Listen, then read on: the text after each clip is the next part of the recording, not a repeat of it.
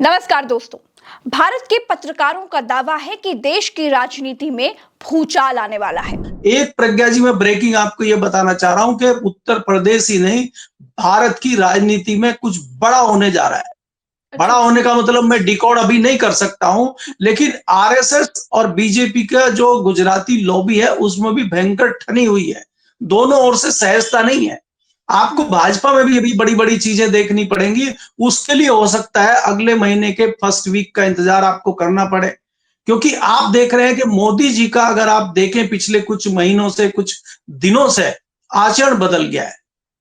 भारत के किसी भी छोटे बड़े पत्रकार से वो बात नहीं कर सकते, उसके 2 सवाल का जवाब नहीं दे सकते, और किसी विदेशी जबकि वो पत्रकार भी नहीं है और वो आके इंटरव्यू करते हैं, 3 घंटे उनसे बात करते हैं। और आप ये मजे की बात ये देखिए कि मोदी जी को जो लैंग्वेज आती है वो उन जनाब को नहीं आती, और उन जनाब को जो लैंग्वेज आती मोदी जी को नहीं आती, और फिर भी आपका 3 घंटे का इंटरव्यू है। तो ये क्या चीज है? तो इसलिए जो चीजें दिख रही हैं उनके पीछे बहुत दर्द छुपा हुआ है, बहुत सारी उथल-पुथल छुपी हुई है, और वो बहुत जल्द चीजें बाहर आने वाली है। चाहे वो संघ की चीजें आपको बड़ी दिखें, चाहे भाजपा की दिखें, चाहे केंद्र सरकार की दिखें, बहुत बड़ी कुछ चीजें आपको आने वाले 20 से 25 दिनों में दिखाई देंगी। ऐसा क्या बड़ा होने जा रहा है, इसको समझने के लिए आपको एक बात समझनी पड़ेगी। भाजपा जो दुनिया की सबसे बड़ी पार्टी है, उसको राष्ट्रीय अध्यक्ष खोजे नहीं मिल रहा है। 7 बार बीजेपी राष्ट्रीय अध्यक्ष का ऐलान टल चुका है, क्योंकि गुजरात लॉबी जो नाम दे रही है वो संघ को पसंद नहीं आ रहा है, और जो नाम संघ दे रहा है वो गुजरात लॉबी को फूटी आंख नहीं भा रहे हैं। संजय जोशी और वसुंधरा राजे के नाम को गुजरात लॉबी ने पहले ही कचरा पेटी में डाल दिया। अब जो नाम संघ ने आगे रखा है उसने गुजरात लॉबी को और बड़ा जोर का झटका दे दिया है, और वो नाम है योगी आदित्यनाथ का। गुजरात लॉबी चाहती है कि योगी आदित्यनाथ उत्तर प्रदेश छोड़कर शिवराज सिंह चौहान की तरह केंद्र में मंत्री बन जाएं, लेकिन योगी को अब डिमोशन बर्दाश्त नहीं है।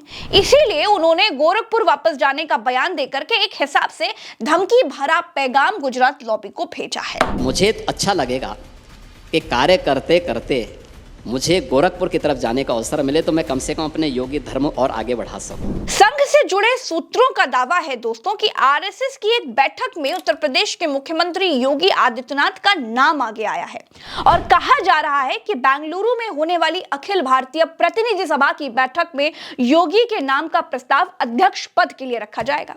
संघ को यह लगता है कि राम मंदिर और महाकुंभ से योगी आदित्यनाथ का कद जो है वो और बड़ा हो गया है, और असल मायनों में संघ योगी को ही मोदी का उत्तराधिकारी भी मानता है, और ये सारी जो कवायदें हैं वो उसी के लिए हो रही हैं। दोस्तों, बीजेपी अध्यक्ष के लिए कई नामों पर मंथन हुआ, जैसे वसुंधरा राजे का नाम, शिवराज सिंह चौहान का नाम, संजय जोशी का नाम, पुरंदेश्वरी का नाम, प्रहलाद जोशी का नाम। लेकिन दोस्तों, दिक्कत ये हुई कि इनमें से कोई नाम ऐसा नहीं है जिस पर गुजरात लॉबी और संघ दोनों एक साथ सहमत हो जाएं। हालांकि नाम तो योगी आदित्यनाथ का भी वैसा ही है जिस पर मोदी और शाह तैयार नहीं होंगे। अब संघ को ये लगता है कि योगी वो नाम है जिसके सामने जाति आड़े नहीं आएगी। संघ चाहता है कि हिंदुत्व के सबसे बड़े चेहरे को कमान देकर के बीजेपी की जो हार्ड हिंदुत्व की लाइन है उसको और मजबूत किया जा सके, और इसका फायदा 2029 तक होने वाले हर चुनाव में और लोकसभा चुनाव में भी लिया जा सकता है। अब दूसरी बात यह है कि योगी संघ के भरोसेमंद हैं और उसके एजेंडे को आगे लेकर के चल सकते हैं। बटोगे तो कटोगे वाला बयान देकर के योगी ने अपनी इमेज को संघ की नजरों में और मजबूत तो किया ही है, लेकिन योगी के नाम से असल जो परेशानी है वो मोटा भाई को है। वो मोदी के बाद खुद को प्रधानमंत्री मानते हैं। उनके लिए योगी का 1% भी मजबूत हो जाना नुकसान करने वाला है। 2024 के लोकसभा चुनावों में बीजेपी का उत्तर प्रदेश में प्रदर्शन बेहतर नहीं रहा है। ऐसे में राजनीतिक जानकारों की अगर माने तो बीजेपी उत्तर प्रदेश में सीएम बदल सकती है।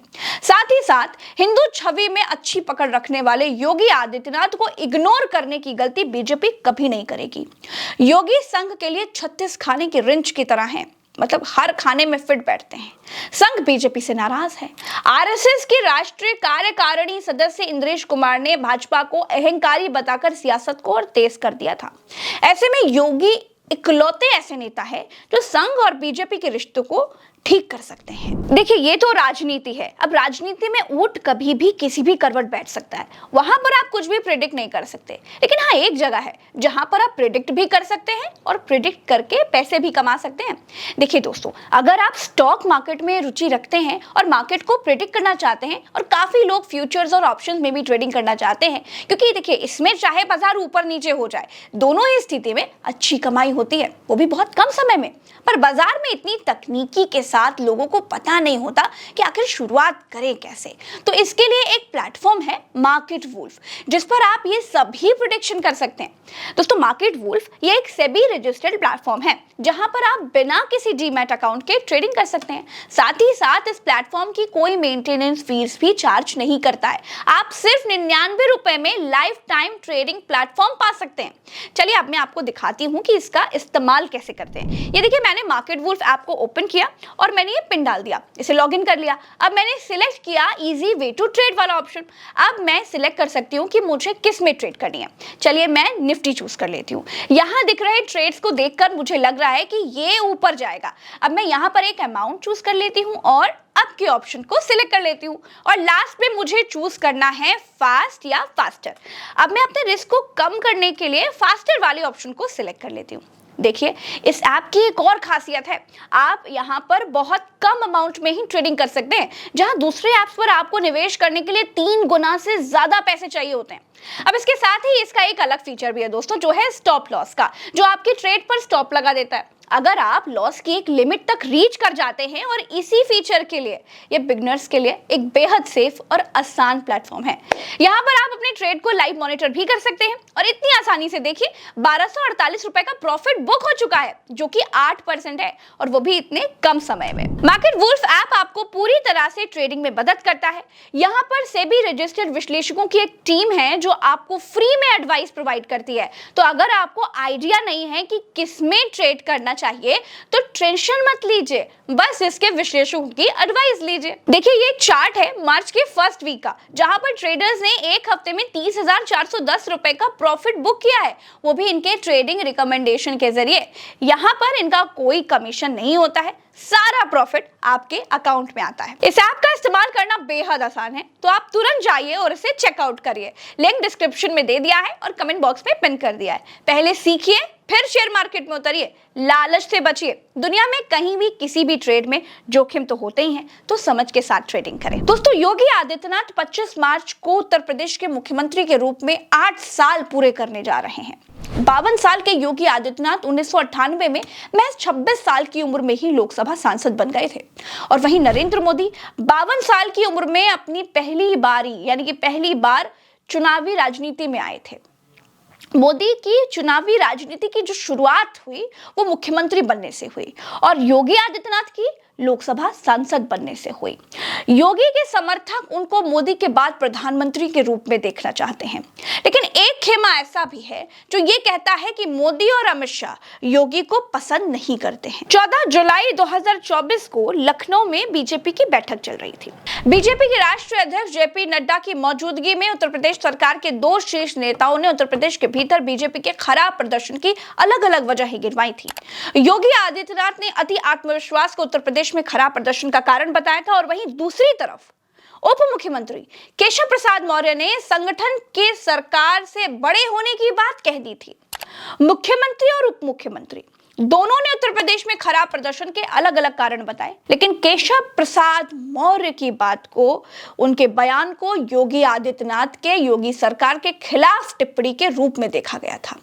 केशव प्रसाद मौर्य का कहना था, वो ये कहना चाह रहे थे कि उत्तर प्रदेश की योगी सरकार पार्टी से बड़ी हो गई है। दूसरी तरफ योगी ने कहा था कि केंद्रीय नेतृत्व अति आत्मविश्वास में था। मौर्य और योगी की अलग अलग टिप्पणियों को भी योगी बनाम मोदी और अमित शाह के रूप में देखा गया था। केशव प्रसाद मौर्य को अमित शाह का विश्वास पात्र माना जाता है। पिछले साल हुए लोकसभा चुनावों में बीजेपी को स्पष्ट बहुमत नहीं मिला था। इससे उत्तर प्रदेश में बीजेपी को सबसे बड़ा झटका लगा था। बीजेपी बीजेपी को 2024 के लोकसभा चुनाव में उत्तर प्रदेश में 80 में से केवल 33 सीटों पर जीत मिली थी, जबकि 2019 के लोकसभा चुनाव की बात करें तो उसमें कुल 62 सीटों पर जीत मिली थी। यानी 2019 के लोकसभा चुनावों की तुलना में बीजेपी को उत्तर प्रदेश में 29 सीटें कम मिली और 2014 की बात करें तो उसकी तुलना में 38 सीटें कम मिली। 2014 के लोकसभा चुनावों में बीजेपी को उत्तर प्रदेश में 80 में से 71 सीटों पर जीत मिली थी। जब बीजेपी की कमान अटल आडवाणी के पास थी, तब से योगी आदित्यनाथ बीजेपी नेतृत्व को खुली चुनौती दे रहे हैं। योगी को इसी अतीत के आईने में कई बार मोदी और शाह के नेतृत्व वाली बीजेपी में देखा जाता है। मोदी और शाह ने कई बार ऐसे फैसले लिए हैं जिससे योगी को असहज करने वाला माना गया। जैसे 2016 में बीजेपी ने शिव प्रताप शुक्ला को राज्यसभा सांसद बना दिया था। एक तरीके से सक्रिय राजनीति में शिव प्रताप शुक्ला की 14 साल बाद वापसी हुई थी। शुक्ला को राज्यसभा सांसद बनाने के 1 साल के बाद मोदी सरकार के पहले कार्यकाल में वित्त राज्य मंत्री बना दिया गया था। मोदी और शाह के इस फैसले को योगी आदित्यनाथ के लिए एक संदेश के रूप में देखा गया था। दोस्तों, शिव प्रताप शुक्ला गोरखपुर शहर से 1989, 91, 93 और 96 में लगातार 4 बार विधायक चुने गए थे। 2002 में योगी आदित्यनाथ ने बीजेपी पर शिव प्रताप शुक्ला को टिकट नहीं देने का दबाव डाला था, लेकिन पार्टी नहीं मानी थी। इसके जवाब में योगी आदित्यनाथ ने अपने सहयोगी रहे राधा मोहन दास अग्रवाल को शुक्ला के खिलाफ निर्दलीय उतार दिया था। इसका नतीजा ये हुआ था कि शुक्ला चुनाव हार गए। इसके बाद इस इलाके में बीजेपी पूरी तरह से योगी के नियंत्रण में आ गई और शिव प्रताप शुक्ला को पूरी तरह से किनारे होना पड़ा था। दोस्तों, करीब हफ्ते भर पहले योगी आदित्यनाथ ने एक चैनल के कॉन्क्लेव में कहा था कि मैं दिल्ली के बजाय गोरखपुर जाना चाहूंगा। दरअसल उनका यह बयान संघ और बीजेपी दोनों के लिए योगी का गुस्से से भरा एक संदेश था। संघ समझ गया कि योगी आदित्यनाथ का ऐसा कहना बीजेपी के समर्पित हिंदू वोटर्स को नाराज कर सकता है और इसका खामियाजा भी भुगतना पड़ सकता है। संघ के सूत्रों की अगर माने तो इसीलिए अचानक योगी का नाम बीजेपी अध्यक्ष के लिए आगे बढ़ा दिया गया है। यहाँ पर एक और खबर है दोस्तों, उस पर गौर करना चाहिए। 11 साल से देश के प्रधानमंत्री की कुर्सी पर काबिज नरेंद्र मोदी पहली बार 30 मार्च को संघ मुख्यालय जा रहे हैं, जहां वो मोहन भागवत से मुलाकात करेंगे। यानी संघ और बीजेपी के बीच सब कुछ ठीक तो नहीं दिख रहा है और शायद इसीलिए अब इस कोल्ड वॉर को खत्म करने की कोशिशें हो रही हैं। जाहिर सी बात है दोस्तों कि संघ मोदी पर दबाव बनाएगा कि वो योगी आदित्यनाथ को राष्ट्रीय अध्यक्ष के तौर पर स्वीकार कर ले और मोदी के सामने कोई दूसरा ऑप्शन भी शायद ना हो। कहा यह जा रहा है कि अप्रैल के पहले हफ्ते में पूरी तस्वीर साफ हो जाएगी। अगर योगी आदित्यनाथ अध्यक्ष बनते हैं तो आप ये मानिए कि बीजेपी गुजरात लॉबी के कंट्रोल से पूरी तरह से बाहर हो सकती है। फिलहाल तो इस वीडियो में इतना ही, हमें दीजिए इजाजत। नमस्कार। चैनल को सब्सक्राइब जरूर कीजिएगा। मार्केट वुल्फ ऐप के 2 मिलियन से ज्यादा डाउनलोड्स हैं, तो इस ऐप के साथ अपनी ट्रेडिंग जर्नी शुरू करिए। लिंक मैंने डिस्क्रिप्शन में और पिन कमेंट में दे दिया है। राम राम, दुआ सलाम, जय हिंद।